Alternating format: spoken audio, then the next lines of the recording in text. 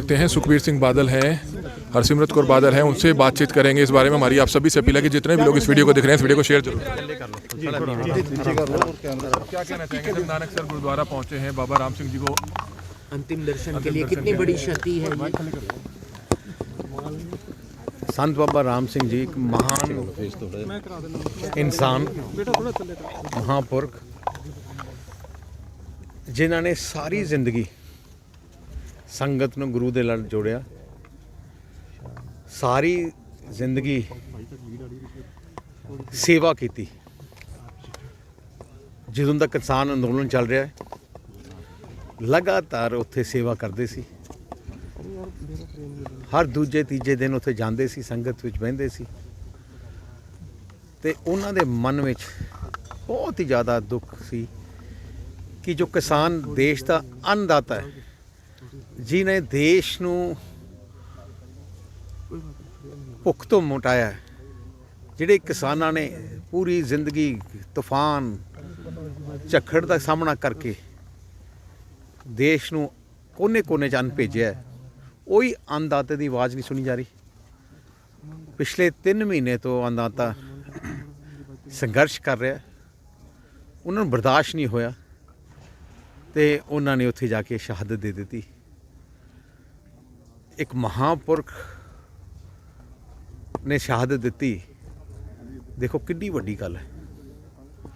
मैनू हैरानगी है, दुख है कि सेंटर का हंकारी प्रधानमंत्री हाले तक समझ नहीं आई। इस संघर्ष में पिछले 20 दिनों च तकरीबन 30 लोगों ने शहादत देती, पर सेंटर की सरकार नूं कोई फिक्र ही नहीं, परवाह ही नहीं। सरकार एक माँ बाप होंदी है, बच्चों का दुख समझ नहीं रही। ये तो माड़ी गल की हो सकती है, ये तो बुरी सोच की हो सकती सेंटर सरकार कि वो सोचते हैं कि किसानों को असीं दबा देंगे, कुचल देंगे। आप किसानों को ना कोई दबा सकता है ना कुचल सकता है। आंदोलन ते जिहड़ी वड्डी गल है, जिहड़े हुण कोशिश हो रही है, सब तो माड़ी गल है जिहड़ी कोशिश हो रही है कि इस अन्नदाता नूं बदनाम करन दा कि आ टेररिस्ट है, आ दूजे है। हुण मतलब ਇਹ ਜਿਹੀਆਂ ਗੱਲਾਂ ਕਹਿੰਦੇ ਇਹਨਾਂ ਨੂੰ शर्म आनी चाहिए है। अब हरियाणा के मंत्री अमित शाह के साथ मुलाकात हुई थी, लेकिन वो प्रपोजल भेजा गया था। सरकार जो है अमेंडमेंट्स करना चाहती है, लेकिन कृषि कानून को रद्द नहीं करना चाह रही। किसान अड़ा है कि वो बिल को रद्द करके ही छोड़ेंगे। सरकार का मकसद क्या है कि कानून बनाए जो आम जनता को पसंद हो और फ़ायदे के लिए हो। अगर ये जनता किसान जिनके लिए कानून बनाया जा रहा है, जो कानून नहीं चाहते, तो आपने ज़िद क्यों पकड़ी है?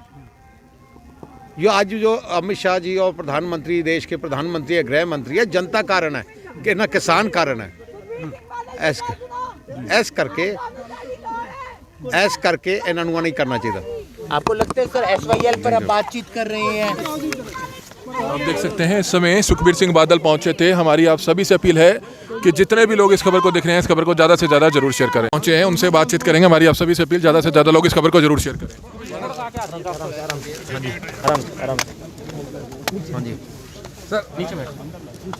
सुखबीर जी आज यहाँ पर आए हैं, इस पूरे मामले को, इस घटना को आप कैसे देखते हैं? देखो, आज बड़ी दुख की घड़ी है। संत महापुरखों ने इस अंदोलन वास्ते शहादत दे दी है। वो महापुरख जिन्होंने सारी जिंदगी नितनेम किया, संगत नूं गुरु नाल जोड़िया, सेवा की। मैं हुणी उन्होंने सेवादार नाल गल विचार कर रहा सी कि जदों दा अंदोलन चल रहा है, लगातार महापुरखों ने उत्थे जाते सी, सेवा करते सी, तो उन्होंने मन बड़ा दुख होया कि जो किसान एक छोटी जी गल मंग रहे हैं तो देश का प्रधानमंत्री मनन नूं तैयार नहीं है। किसान पिछले 3 महीने ते इत्थे बैठे है, संघर्ष कर रहे हैं, पर उन्होंने कोई चिंता नहीं। इस करके जिहड़ी देश के प्रधानमंत्री नूं इमीडिएटली गल मननी चाहिए है। तो जिहड़ी उन्होंने शहादत दी है, घट तो घट प्रधानमंत्री ने कुछ समझन, भावना समझन। एडे एडे महापुरख शहादत दे रहे है किस वास्ते? अपने किसान ਭਰਾਵਾਂ ਵਾਸਤੇ। ਸੁਖਬੀਰ ਸਰ, ਸੁਪਰੀਮ ਕੋਰਟ ਨੇ ਵੀ ਬਿਲਕੁਲ ਕਲੀਅਰ ਕਰਤਾ ਕਿ ਫੰਡਾਮੈਂਟਲ ਰਾਈਟ ਹੈ ਉਹਨਾਂ ਦਾ, ਪ੍ਰੋਟੈਸਟ ਕਰ ਸਕਦੇ ਆ and centre should continue this talk. So how do you see this develop? यार centre should immediately withdraw. So well, इसमें आप देख सकते हैं हरसिमरत कौर बादल हैं उनसे। Yet another example of the failure of the government to handle this agitation in a proper manner.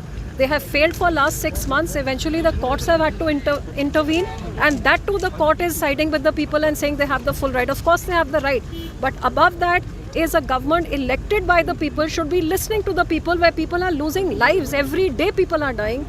Today a person who's dedicated his entire life to humanity and to serving people, he has given up his life to try and shake up this sleeping government. And if it still doesn't wake up, this government is not made of human beings, and it is not for the people if it's not even listening to the people. In even 22 days has been Harsimrat Kaur Badal ने भी काफ़ी बड़ी बात कही कि केंद्र सरकार को इस तरफ ज़रूर जो है ध्यान दिए जाने की ज़रूरत है। और कहा देख सकते हैं कि काफ़ी गुस्से में, क्योंकि जो घटनाक्रम करनाल के सिंगड़ा स्थित गुरुद्वारा नानकसर के जो बाबा हैं उनके साथ हुआ, उसको लेकर आप देख सकते हैं ये आज करनाल पहुंचे थे सुखबीर सिंह बादल, हरसिमरत कौर बादल और जो मजीठिया रहे पूर्व मंत्री। और आप देख सकते हैं कि किस तरह से यहाँ से रवाना होते हुए नजर आ रहे हैं। हमारी आप सभी से अपील रहेगी कि जितने भी लोग इस खबर को देख रहे हैं इस खबर को ज़्यादा से ज़्यादा जरूर शेयर करें।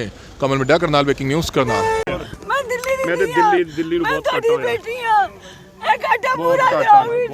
मनजिंदर सिंह सिरसा है दिल्ली से गुरुद्वारा प्रबंधक कमेटी से। सर, क्या कहना चाहेंगे? बाबा राम सिंह जी के यहाँ पहुंचे हैं आप, क्या कहेंगे? हमारी माताएं कैसे रो रही हैं, आप इस दर्द को समझ सकते हैं। कोई नहीं। देखो, ये दर्द जो है ये हर आम इंसान के पास दर्द है।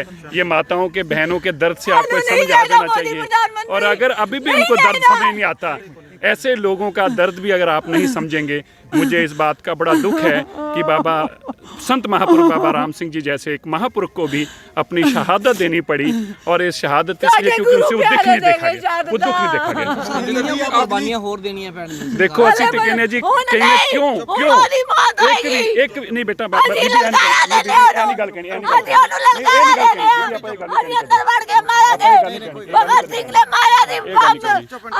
ਇਸ ਕਰਕੇ ਦੇਖੋ ਕੁਰਬਾਨੀ ਇੱਕ ਵੀ ਦर्द, एक किसी को दर्द भी होवे, दर्द भी क्यों होवे, हमें बहुत दुख है इस बात का कि सरकार इस बात को समझ नहीं रही, इस दर्द को समझ ही नहीं रही।